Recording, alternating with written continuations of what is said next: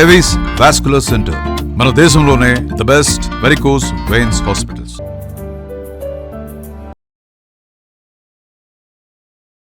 నమస్తే, welcome to Suman TV. నేను మీ Krishnaveni. Oracle ఒక్కసారిగా 30,000 మంది ఉద్యోగుల్ని తీసేయడంతో అనేక మంది అనేక ఇబ్బందులకు గురవుతున్నారు. తాజాగా నిన్ననే బెంగళూరుకు సంబంధించిన ఒక సాఫ్ట్వేర్ ఉద్యోగి కూడా ఏఐతో జాబ్ పోవడం వల్ల యుఎస్ నుంచి వచ్చి అదే వేదనతో రూమ్లో సూసైడ్ చేసుకోవడం, భర్తను ఉరికి చూసిన ఆ భార్య 18వ అంతస్తు నుంచి దూకి తను చనిపోవడం చూసాం. ఇక్కడ వ్యవస్థను తప్పుపట్టాలా, లేదా ఆ వ్యవస్థలో తెలియకుండా కూరుకుపోతున్న మనకంటూ లేని ఒక నిర్ణయాత్మక శక్తి లేని మన వ్యక్తిత్వాన్ని చూసి బాధపడాలా అర్థం కాని సిచ్యువేషన్కి వచ్చాం. ఒకప్పుడు తల్లిదండ్రులు ఏ సాఫ్ట్వేర్ జాబులు చేయకుండానే వీళ్ళందరినీ పెంచి పెద్ద చేసి చదివించి విదేశాలకు పంపించగలిగినప్పుడు ఒక్క ఉద్యోగం పోతే ప్రాణాలే తీసుకోవాలి, ఇంకా మేము బ్రతకలేమనే సిచ్యువేషన్కి రావడం వెనుక కారణం ఏంటి? ఇంత బలహీనమైన యువత ఎందుకు ఇంత మానసిక బలహీనతకు వీళ్ళు గురవుతున్నారంటే ఎక్కడ ఆన్సర్ లేదు. మనం చదువుకుంటున్న చదువులా, లేకుంటే ఆ చదువులు చెప్తున్న అందులో ఉన్న సిలబసా? అంటే జీవితానికి, వ్యక్తిత్వానికి, ధైర్యానికి, కనీసం బ్రతకడానికి ఉపయోగపడని సిలబస్ను దేనికి వేసి కొట్టుకోవాలో అర్థం కాని సిచ్యువేషన్ ఎందుకు వస్తుంది? సరే, చదువులు, పాఠశాలలు వీటిని పక్కన పెడదాం.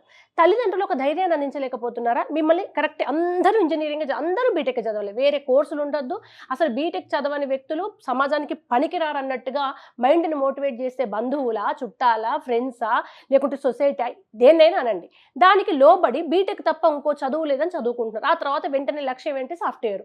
చాలా మందికి అయితే బీటెక్ చేయాలి, ఆ తర్వాత యూఎస్కి వెళ్ళి సెటిల్ అవ్వాలి. యూఎస్కి వెళ్ళిన వాళ్ళు అసలు మనుషులే కాదు. ఇటువంటి సిచ్యువేషన్, సరే ఓకే, సమాజంతో పాటు వెళ్ళాలి, సాఫ్ట్వేర్ జాబులు చదవాలి, సిచ్యువేషన్ అదే ఉంది, అందులో లైఫ్ ఉంది, డబ్బు ఉందని చేసినప్పుడు ఒక్క మాట పిల్లలకి చిన్నప్పటి నుంచి చెప్తూ పెంచండి. మిమ్మల్ని చదివిపిస్తున్నాము, మీరు యూఎస్కి వెళ్ళాలి, లేదా సాఫ్ట్వేర్ జాబులు చేయండి. కానీ ఏదైనా ఒక రోజు మీ జాబు లేకుంటే, మీ చుట్టూ సమస్యలు చుట్టుముడితే ధైర్యాన్ని మాత్రం విడిచిపెట్టకండి. మేమంతా ఏ జాబులు లేకుండా కష్టాన్ని నమ్ముకొని, ధైర్యాన్ని నమ్ముకొని, మేమేం ఇంజనీరింగ్ లేకుండా కూడా మిమ్మల్ని పిల్లల్ని చదివిపించాం కదా, ఇవాళ మీరు కూడా మీకు జాబ్ పోతే బతకగలుగుతారు, పోషించగలుగుతారు అనే ఒక్క ధైర్యాన్ని నూరిపోయండి. ఇవాళ మన స్కూల్స్ నుంచి కాలేజెస్ వరకు సిలబస్ మారాల్సిన అవసరం ఉంది. ఎప్పటి నుంచో చాలా మంది మేధావులు అంటున్న మాట ఏంటంటే, జీవితానికి ఉపయోగపడని, జీతానికి తప్ప జీవితానికి ఉపయోగపడని చదువుల్లో కనీసం నైతిక విలువలు, ధైర్యము, లాకు సంబంధించిన బేసిక్ రూల్స్, వీటన్నింటినీ సిలబస్లో చేర్చండి. ఒక 100 మార్క్స్లో ఈ 4 సిలబస్లు పెట్టి 25 మార్క్స్ కన్నా ఇవ్వండి అనేది ఎంతో మంది మేధావులు చెప్తున్నారు. కానీ ఈ ఐఐటి, ఎంసెట్, జేఈఈ, మెయిన్స్, ఈ పరుగుల్లో, ఈ ర్యాంకుల్లో ఇవి ఎవరికి కావాలని వదిలేస్తే ఇవాళ ముక్కుపచ్చలారని యువత, వాళ్ళు నిండా పెళ్లి చేసుకుని పిల్లల్ని కలలేదు, ఏ జీవితము చూడలేదు, ఉద్యోగం స్ట్రెస్, చదివేదాకా చదువుకోవాలి, ఆ తర్వాత వాళ్ళకి ఐఐటి ర్యాంకులు రావాలి, రాకుంటే అదొక స్ట్రెస్. ఇంత చేసి అమెరికాకు పోయి ఉద్యోగం చేస్తే అయిన వాళ్ళని అందరూ వదిలిపెట్టి ఆ డబ్బులకో, డాలర్లకో, ఇష్టపడో, భయానికో, బాధకో, వాళ్ళ జీవితాలు వాళ్ళకే తెలుసు, అక్కడికి పోయి సంపాదించి ఉద్యోగాలు పోయిన రోజు తట్టుకునే శక్తి లేక ఉరి పెట్టుకొని చనిపోతున్నారంటే ఇంత బలహీనమైన సమాజం. ఒకప్పుడు ఒక 40 ఏళ్ల క్రితం ఈ సాఫ్ట్వేర్ జాబులు ఏమి లేవే మనకు. రైతులు పొలం పండించుకొని కూలీ, నాలి, టీచర్ జాబులు, ప్రైవేట్ స్కూల్లో 5,000కి 10 గంటలు పనిచేస్తున్న ఎంప్లాయీస్ ఇప్పటికి ఉన్నారు. వాళ్ళు ఏనాడు సూసైడ్ చేసుకోవాలన్న ఆలోచనలకు రావట్లేదు. ఎందుకు సాఫ్ట్వేర్ ఫీల్డ్లో ఇంత మానసిక దౌర్బల్యం, ఇంత మానసిక బలహీనత ఏర్పడుతుంది? మన సమాజాన్ని ఒక కోణంలో చూడాల్సిన అవసరం ఉందా? ఇప్పటికి కూడా కనీసం ఇప్పటికైనా ఏం జరుగుతుంది, చదువుతో పాటు మనం ఏం నేర్పించాలి, ముందు బ్రతుకుండాలి. చివరికి ఊర్లో కూడా ఏ చదువు లేని వాళ్ళు బతుకుంటే బల్సాకు తిని బతకొచ్చు అని అంటారు. అంత తెలివి కూడా బీటెక్లు చదివి యూఎస్కి పోయి ఉద్యోగాలు చేస్తున్న వాళ్ళకు ఉండట్లేదా? ఎందుకు? జీతానికి మించి ఈఎంఐలు పెట్టుకోవడం వలన, ఉద్యోగంలో జాయిన్ కాగానే ఐటీ కట్టు కావద్దనో మరో కారణమో, ఒక కారు, ఒక గేటెడ్ కమ్యూనిటీలో ఇల్లు, ఉద్యోగం మొంగని వీటన్నింటినీ కట్టడం ఎట్లా అని తెలియకనే వీళ్ళందరికీ ఒక ఆర్థిక క్రమశిక్షణ అవసరము. చదువుకునే టైంలోనే దయచేసి, ఇది చాలా సీరియస్ ఇష్యూ. ఎందుకంటే ఏ వచ్చింది, జాబులు ఉండవు, బహుశా ఎప్పుడు ఇది ఇట్లాగే ఉండకపోవచ్చు, మరికొన్ని నెలల తర్వాత దానికి తగ్గట్టే అప్డేట్ రావచ్చు. అది వచ్చిన రోజు మళ్ళీ జాబ్స్ రావచ్చు. ధైర్యాన్ని ఇవ్వండి. బీటెక్లో అన్ని సిలబస్లతో పాటు ఉద్యోగం ఉన్నా లేకున్నా మీరు బ్రతకండి. జీవితం ఏదో ఒక దారి చూపిస్తుంది. అన్నింటికన్నా జీవితం గొప్పదని నేర్పించాలేమో బహుశా. ఇప్పుడు ఆ సిలబస్ కూడా యాడ్ చేయాలి కంపల్సరీ. ఆ తర్వాత ఉద్యోగాలు రాగానే ఉద్యోగం 10 రూపాయలు ఉంటే 12 రూపాయలు ఈఎంఐ పెట్టకండి, 5 రూపాయలు దాచిపెట్టుకుని 5 రూపాయల్లో బ్రతకండి. రేపన్న రోజు ఉద్యోగం పోతే ఈ డబ్బుతో మనం సస్టైన్ అవ్వచ్చు అనే ఆర్థిక క్రమశిక్షణను, ఎకనామిక్స్ నేర్పించండి. బేసిక్ ఎకనామిక్స్ అనేది అందరికీ నేర్పించండి, పొదుపు నేర్పించండి.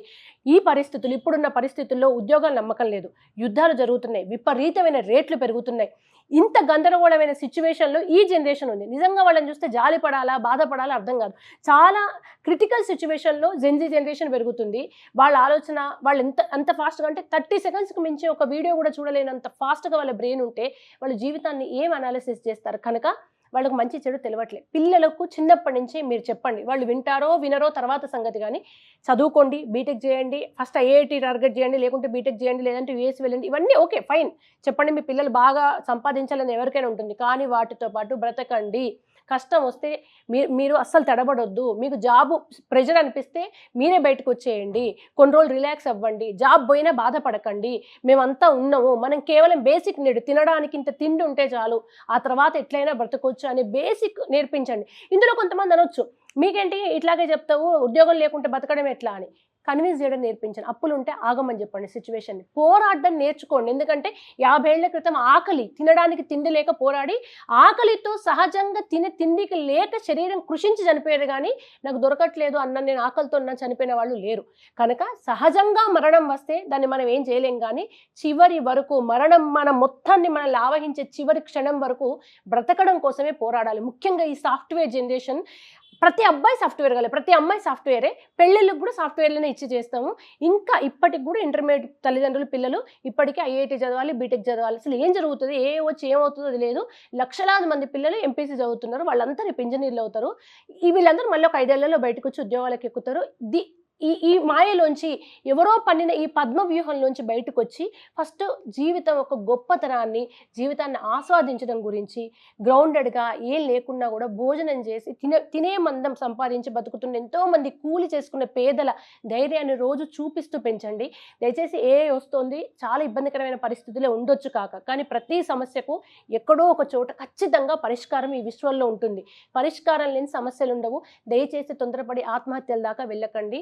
కొంచెం ఓపిక పడితే జీవితం కొత్త దారుల్ని ఖచ్చితంగా చూపిస్తుంది. చనిపోయిన ఆ ఉద్యోగికి, అలాగే ఈ 30,000 మంది ఎవరైతే జాబులు పోయే వాళ్ళందరికీ నిజంగా కొంచెం బాధగా ఉంది. సారీ చెప్తూ మంచి రోజులు వస్తాయి ఖచ్చితంగా. కాకపోతే కొంచెం టైం పడుతుంది, వెయిట్ చేయండి ప్లీజ్.